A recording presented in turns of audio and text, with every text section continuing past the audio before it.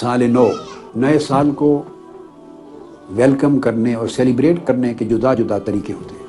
الگ الگ سوسائٹیز میں، الگ الگ کلچرز میں نئے سال کو سیلیبریٹ کیا جاتا ہے پمپ اینڈ شو کے ساتھ اور شور و غوغا کے ساتھ۔ یہ اپنا اپنا کلچر ہوتا ہے، اپنا اپنا طریقہ ہوتا ہے۔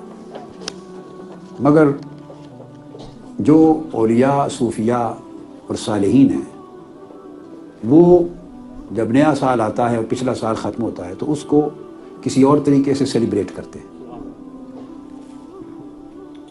ان کی سوچ، جیسا کہ امام غزالی نے لکھا رحمۃ اللہ تعالیٰ علیہ، ان کی سوچ یوں ہوتی ہے کہ جب نیا سال آتا ہے تو یہ بڑی مسرت، فرحت اور شادمانی کا ایونٹ نہیں ہوتا، بلکہ حقیقت یہ ہوتی ہے کہ آپ کی عمر سے 1 سال کم ہو جاتا ہے، آپ خسارے میں چلے گئے ہیں۔ جوں جوں اگلے سال یعنی مدت اور زمانہ بڑھتا ہے، ہم خسارے میں جاتے ہیں، یعنی ہماری عمر کا 1 سال کم ہو گیا۔ اب 1 سال کم ہونے کا معنی کیا ہے؟ اس کا معنی یہ ہے کہ اگر عمر کا جو حصہ گزر گیا، اگر ہم نے اس میں زیادہ کمائی نہیں کی آخرت کے لیے، جو اینڈ لیس لائف آنے والی ہے، ایور لاسٹنگ زندگی آنے والی ہے، اگر اس کے لیے ہم نے اسپریچولی ارن نہیں کیا تو وہ حصہ ہمارا لاس کا حصہ ہے۔ جس بزنس میں ارننگ زیادہ نہ ہو، بزنس کے اس حصے کو آپ کہتے ہیں کہ لاس ہوا۔ تو اگر ہم نے ارن زیادہ نہیں کیا تو اس کا مطلب ہے جو حصہ زندگی کا گزرا وہ لاس میں گیا۔ تو 1 سال اور بڑھنے کا معنی یہ ہوا کہ لاس کا جو حصہ ہے وہ بڑھ گیا، اور اب باقی زندگی جو بچی، جس کا کچھ اندازہ نہیں ہے، معلوم نہیں وہ کب ختم ہو جائے، مگر اتنی بات ڈیفینیٹ ہے کہ اس میں سے 1 سال کم ہو گیا۔ اب وہ ارن کرنے کے لیے بقایا حصہ بچ گیا۔ اگر ہم سنور گئے، ہم نے اپنی لائف میں چینج پیدا کر لی، تو اب سوچ یہ ہے، کنٹمپلیٹ یوں کرنا ہے کہ اگر ہم اپنے آپ کو تبدیل کرنے پر اور آخرت کے لیے بیٹر ارننگز کے لیے تیار ہو جائیں تو ہمارے پاس اب جو مہلت پہلے تھی اس سے 1 سال کم رہ گئی۔ تو ارننگز کے لیے ٹائم کم رہ گیا اور لاس کا عرصہ بڑھ گیا۔ یہ ایک نئے سال کو سیلیبریٹ کرنا، کنٹمپلیٹ کرنے کی شکل میں، میڈیٹیٹ کرنے کی شکل میں، اپنے احوال پہ ریفلیکٹ کرنے کی شکل میں، سوچ بچار اور تفکر اور تدبر کی شکل میں، یہ ایک طریقہ ہے۔ اولیاء کرام تو یوں کہا کرتے تھے کہ اگر 1 ساتھ بھی گزر جائے اور آپ اس میں ارن نہیں کر سکے تو وہ بھی ایک لاس ہے، کہ زندگی سے وہ ایک لمحہ نکل گیا۔ اور یہی فلسفی سورہ والعصر میں ہے۔ ہم نے کبھی اس بات پہ نہیں سوچا کہ زمانے کی قسم کھا کے اللہ رب العزت نے انسان کے خسارے میں ہونے کی بات کر دی۔ اب 2 چیزوں میں جوڑ کیا ہے؟ ہم نے عام طور پہ اس پہ غور کبھی نہیں کیا۔ زمانے کا اور انسان کے خسارے میں ہونے کا آخر کوئی ربط تو ہوگا نا، کوئی معنوی ربط ہوگا۔ تو اللہ رب العزت نے قسم کھائی ہے، والعصر، قسم ہے زمانے کی، قسم ہے وقت کی۔ تو زمانے کی قسم کھا دی، عمر رواں کی قسم کھا دی، اور ساتھ کہہ دیا ان الانسان لفی خسر، بے شک انسان خسارے میں ہے۔ دیر از نو ڈاؤٹ اباؤٹ اٹ کہ انسان لاس میں ہے۔ اب کیوں زمانے کی قسم؟ تو اس زمانے کا لنک انسان کے خسارے میں ہونے سے کیا ہے؟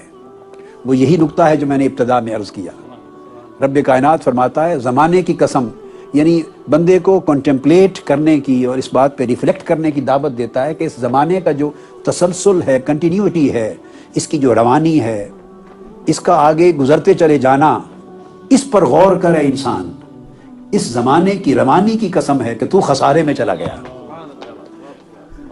تو یہ زمانہ تو رواں ہے، مگر تیری عمر پیچھے اب عمر رفتہ بن گئی۔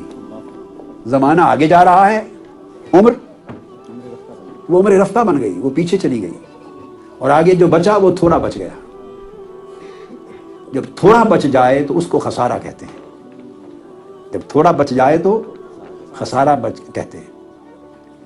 تو اللہ رب العزت نے اسی امر کی طرف توجہ مبذول کرائی کہ انسان خسارے میں ہے ایز اے ہول. پھر اس میں ایکسیپشن کریٹ کیا الا الذین آمنوا وعملوا الصالحات وتواصوا بالحق وتواصوا بالصبر، سوائے ان لوگوں کے جن کی زندگی 4 ستونوں پر قائم ہو، وہ خسارے میں نہیں ہے. انہوں نے اپنے آپ کو لاس سے بچا لیا اور وہ بینیفٹ میں رہے، فائدے میں رہے. جن کی زندگی 4 پلرز پہ قائم ہے.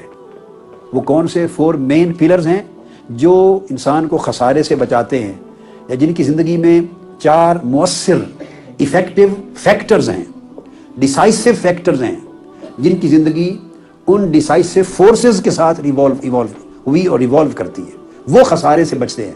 ان میں پہلا ایمان، کہ دیکھنا یہ ہے کہ بندے تو نے یہ جو زمانہ گزرا اس میں ایمان کو کتنا مضبوط کیا.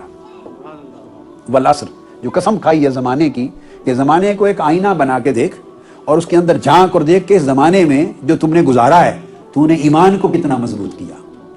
وعمل الصالحات، تو نے اعمال صالحہ جو پائس ڈیڈز ہیں، ایکٹس آف رائچسنس ہیں، وہ کتنے گین کیے. اعمال صالحہ کمائی نیک اعمال کی کتنی کی. وتواصوا بالحق، تم نے حق بات کی نصیحت کتنی کی. اور نصیحت کا معنی یہ نہیں ہوتا کہ دوسروں کو نصیحت کرنا. ہم نے غلطی سے نصیحت کا معنی یہ بنا لیا ہوا ہے،